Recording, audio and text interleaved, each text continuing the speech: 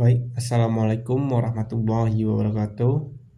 Perkenalkan, nama saya Satria Perdana dari Prodi Teknik Sipil Universitas Askia dengan NIM 2491132002. Saya akan mempresentasikan PPT saya mengenai kajian keterbatasan material pada suatu proyek konstruksi bangunan yang diajarkan oleh dosen pengampu Dina Fitria Handayani, MPD. Baik, langsung saja kita masuk ke materi kita. Yang pertama yaitu pendahuluan. Keterbatasan material pada suatu konstruksi bangunan merupakan salah satu tantangan yang sering dihadapi dalam dunia konstruksi. Material merupakan salah satu komponen utama dalam proyek konstruksi bangunan, dan kesediaan sangat mempengaruhi keberhasilan dari suatu proyek tersebut. Ada beberapa faktor yang menjadi keterbatasan material. Yang pertama yaitu keterbatasan sumber daya alam, masalah logistik, perubahan cuaca, hingga kebijakan pemerintah dalam mempengaruhi distributor di harga material. Selanjutnya itu mengenai faktor-faktor penyebab keterbatasan material. Seperti saya sampaikan tadi, yang pertama itu keterbatasan sumber daya alam. Keterbatasan sumber daya alam itu berupa material konstruksi seperti pasir, kerikil, batu, dan tergantung pada ketersediaan sumber tersebut. Jika salah satu dari misalnya batu dalam konstruksi bangunan di suatu wilayah tidak dapat memenuhi ketersediaan suatu proyek tersebut, maka keterbatasan akan terjadi pada ketersediaan batu tersebut. Maka dari itu, faktor ini dapat menyebabkan keterbatasan material. Yang kedua itu masalah logistik. Masalah logistik merupakan suatu transportasi material dari tempat produksi ke tempat lokasi produksi atau ke tempat lokasi proyek. Ini bisa mengaruhi terhadap berbagai kendala seperti infrastruktur jalan yang rusak, serta kemacetan lalu lintas atau jarak yang jauh.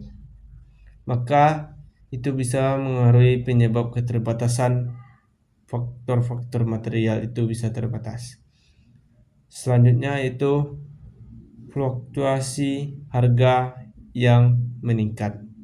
Perubahan harga pada material konstruksi disebabkan oleh permintaan dan penawaran inflasi atau perubahan nilai tukar yang tinggi terhadap suatu pasar pada anggaran proyek, sehingga pembelian material menjadi lebih sulit. Selanjutnya mengenai faktor penyebab keterbatasan menurut kontraktor. Di sini ada 3 poin yang akan saya sampaikan. Yang pertama itu kualitas material yang tidak konsisten, yang dimana material yang diterima tidak sesuai dengan spesifikasi yang diinginkan, sehingga harus dikembalikan atau diganti. Hal ini bisa menyebabkan keterlambatan dan kekurangan material tersebut. Yang kedua, faktor menurut kontraktor itu keterbatasan pemasok. Jumlah pemasok yang terbatas atau ketergantungan pada suatu atau dua pemasok utama bisa menjadi masalah jika pemasok tersebut tidak menyediakan distribusi atau produk tersebut.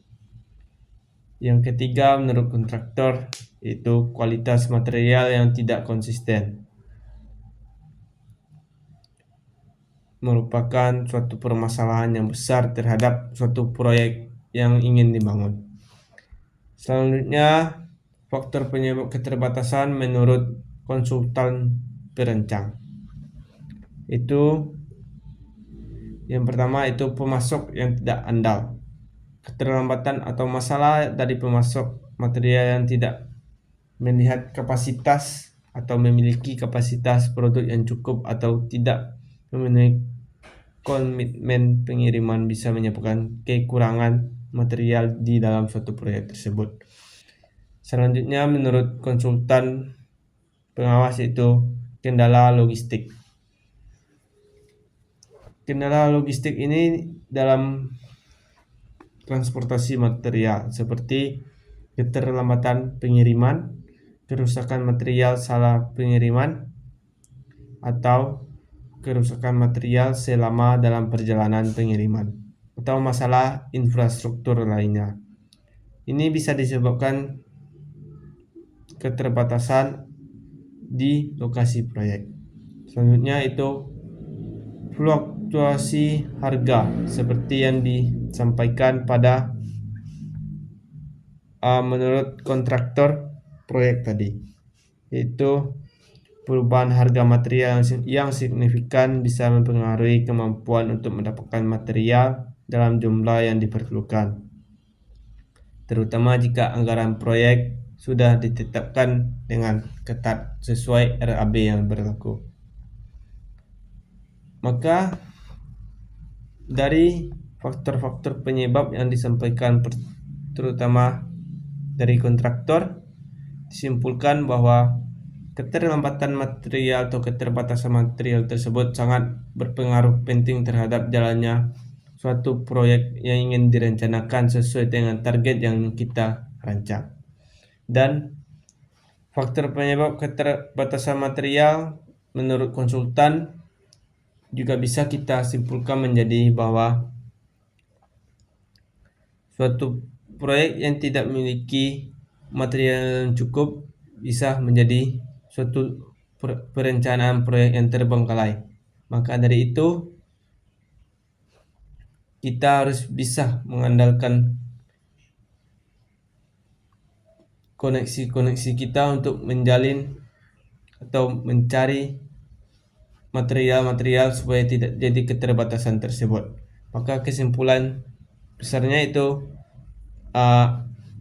kesimpulan yang kita ambil yaitu terdapat beberapa faktor menyebab keterbatasan tersebut pada proyek pembangunan tersebut. Yang pertama itu fluktuasi harga material yang tidak terduga yang dapat menyulitkan dalam mendapatkan material sesuai dengan anggaran yang telah ditetapkan selama itu. Yang selanjutnya itu kualitas material yang tidak sesuai dengan standar spesifikasi yang telah ditetapkan. Yang selanjutnya itu perubahan desain atau spesifikasi yang terjadi selama fase konstruksi bisa mengakibatkan kebutuhan material tambahan atau berbeda dari yang telah dirancang sebelumnya.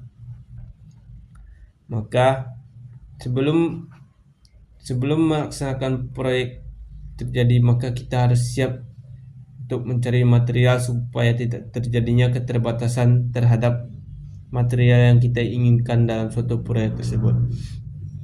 Itulah presentasi PPT yang dapat saya sampaikan. Jika ada kekurangan mohon dimaafkan, karena di sini saya juga masih belajar untuk menyampaikan ini. Sekian dan terima kasih. Assalamualaikum warahmatullahi wabarakatuh.